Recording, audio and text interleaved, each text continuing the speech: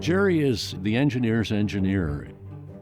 He has this tendency to be quite involved and very thorough in the work that he's involved in almost all aspects of life in the province. And he always seems to just step slightly aside from the limelight. That's the sort of example that I think we all could aspire to be. My name is Jerry Helfrich. My designations are P.Eng and FEC, Fellow of Engineers Canada. I have been a member of APEGS since 1968.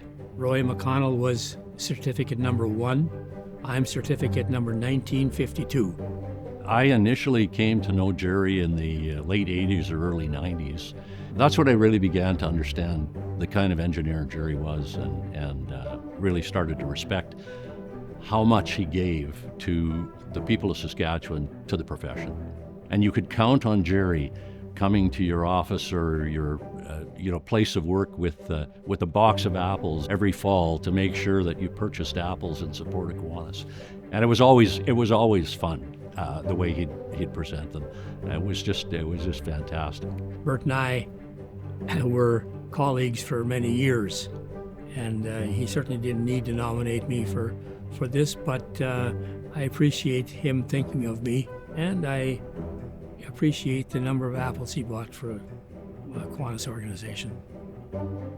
He has a concern for everyone, for society as a whole. And it's not just about being absolutely, on the mark with the engineering work. It's about people, it's about society, it's about the greater good. When I graduated in 1962, jobs were a little scarce in Saskatchewan, but the oil industry in Alberta was hiring. So that was my first stop with a wireline logging company. And then I worked with an electrical contracting company in Edmonton for about 3 years. So that actually provided a good grounding for consulting engineering, because I learned project management at that time. I learned cost control and learned the rudiments of putting together a project. Jerry was the go-to person as much as firm for a lot of the work that was done by Cameco. He was the sort of folks that the senior people there phoned up because either there was a problem or there was a need for good, solid advice or engineering services. I was very fortunate that people would take a chance on a small firm to do fairly significant projects. We worked at McLean Lake and did a shop and maintenance facility there and the water treatment plant. We worked at McArthur River, did the permanent residence there, and various other small projects that they had going for us, and they just seemed to accept us and coach us along, and we delivered a product for them. Jerry was certainly one of the people that I think the healthcare folks from the infrastructure side would come to for similar advice to what he might have given Cameco or others, as well as engineering services. I know he was actively involved in the development of the St. Paul's Hospital some years ago now, but really served that project and the development of that infrastructure very well. The consulting industry, primarily in the commercial field, was in schools and hospitals and various commercial buildings in and around Saskatoon. We had a client, an architect client in North Battleford, Murray Cheatham, who served in northern Saskatchewan, so we did hospitals and schools and buildings all throughout the northern part of the province. And so I spent a lot of time with that organization as a consultant. And then we branched off to other areas, hospitals here and there where we did the electrical, and sometimes we did the mechanical. For hospitals, the design is part of the design team. Jerry's always been involved from his time on council with APEGS, his active work with Kiwanis particularly, but also Rotary with the wardens involved with the Iron Ring, and still very active there. I was a strapping 28-year-old when when I joined Kiwanis, and I am to this day.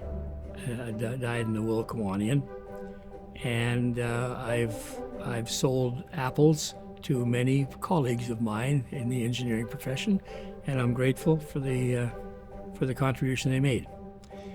Throughout his whole career has been very active in so much more than just the engineering, but volunteering in all of these other organizations and really being part of the community and mentoring people like me from afar, in effect, in a way that really helped us develop, I think, our character in an appropriate way.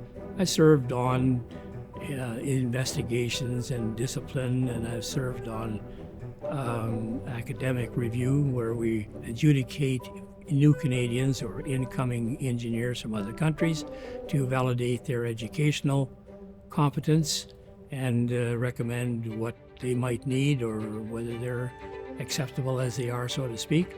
And those are just the business of the day. Wherever there's a need that I feel that I have a particular skill set to contribute, I have a difficult time saying no. I've certainly experienced Jerry's mentorship, and I've seen it. It's quiet and it's thorough. I would not have made it to where I am without the help of many colleagues. And an engineer, particularly a consulting engineer, would have a very difficult time making it throughout a career without leaning on somebody or working collaboratively with people, not only with fellow engineers, but with other professions. And these days, every project probably has many, many more professionals involved beyond engineering to make it successful. He's never one to criticize unduly or put someone on the spot, but always finds a way to bring the best out of any individual. When you graduate university, the learning starts. It's not over. That's when the real lessons start. Be involved in a community, join a group like Kiwanis or a service group or whatever opportunity presents itself, and keep learning. That's the meal ticket. Keep learning. Over the passage of time, I watched Jerry build and maintain a marvelous consulting firm, and when it came time for Jerry to step back a little bit, he looked for an opportunity for the firm that was appropriate to the people in the firm. He wanted to make sure that his folks landed in a good spot. I like to be seen as a person that is honest and contributing whenever he can to the betterment of the world around him. I think it was so important for all of us to recognize the contributions that you've made over an entire career to not just the profession, but to the society here in Saskatchewan as a whole, and to our community in Saskatoon. It's been incredible. It's been my honor, certainly, to have worked with you, and I just want to congratulate you. This is well deserved. I truly appreciate the collegiality, the acceptance of my zany antics, and I have to acknowledge in particular Bert Munro, who decided that I was worthy of this award. Thanks, Bert.